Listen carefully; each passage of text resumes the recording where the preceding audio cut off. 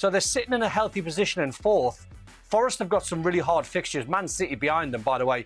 Their next six fixtures are awful, so they've got a massive game against Newcastle. So if they can arrest the sort of slide and start getting some clean sheets and being more mature and finding some character, there's still a bit of ability in this side, but I wouldn't trust them. That's the thing, and this is what Maresca had to say. He was asked the fans about the expectations between now and the end of the season. This is what he had to say, and this wasn't received particularly well by Chelsea supporters either. A defeatist tone, to say the least. They are 100% fair and correct. I grew up watching Chelsea winning games and competitions, but this Chelsea is not the same as that one. We are not ready to compete in 4 competitions in one season in this moment. How about competing in one, Frank? Because at the moment, they don't know they compete against anyone. That's true, but he's right. I mean, he's only being fair to the fan, too. I mean, that's obvious.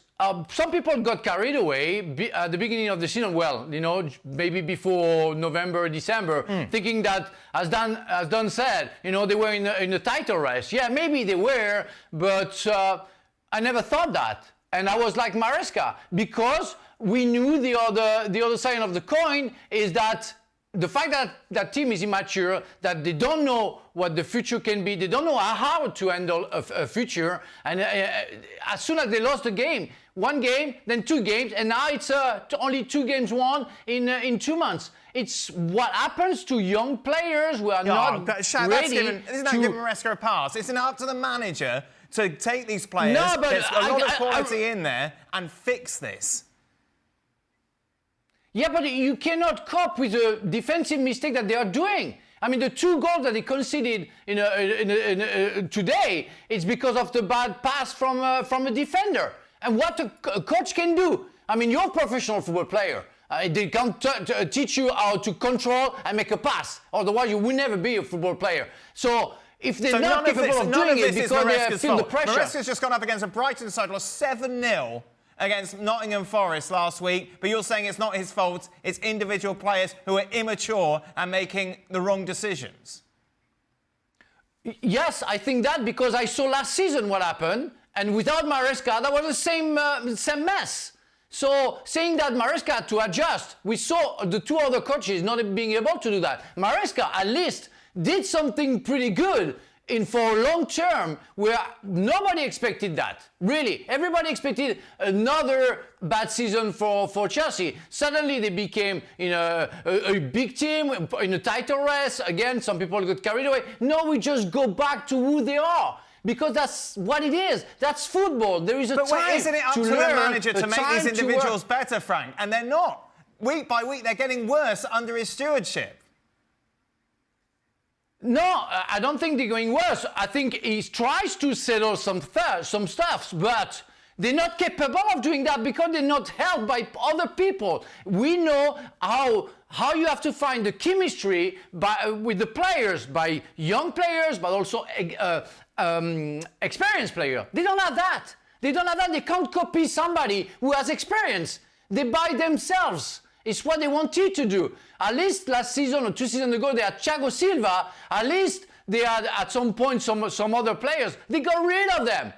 They got rid of those players, and now they are with a group of players, very young, talented, but nobody to help them out. Do you know the one that worries me, Dan? The one that worries me, and I've watched him a lot this season, is Enzo Fernandez in midfield. Because I watch him at times, and I've got no idea where he's being asked to play. He's being asked to play from the start of games in a double pivot alongside Caicedo.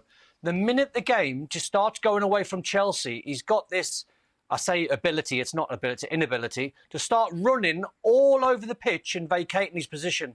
He doesn't play the position very well. It's almost like he wants to be a number 10. He wants to be where Cole Palmer is, and he's not disciplined enough to sit still. So this is on the player, because he's got to recognise it, because he's a World Cup winner. He's very experienced, even though he's young. He knows the game. But this is also on the manager, because the manager is allowing him, when he watches the analysis back, I think it was the Ipswich game about a month and a half ago when they got beat 2-0, I think. And he was running all over the pitch, vacating his position, leaving Caicedo on his own. So the manager and the coaching staff, when they're doing their analysis after that game and they'll watch him vacate that position, they can't then allow that to carry on into the game after and the game after and the game after. That's where that's on Maresca. Shaka's just passed me. I just want to add something. Sorry, Dan. You know, it's like when you raise your kids and you give limits. And it's how you educate your kids. Because they have limits, they know they can go through that. There, they don't know because they have nobody to tell them, and it's maybe where Maresca can be guilty for that.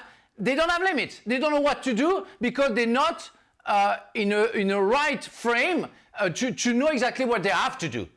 And it's what the example of Enzo Fernandez is typically what they shouldn't do.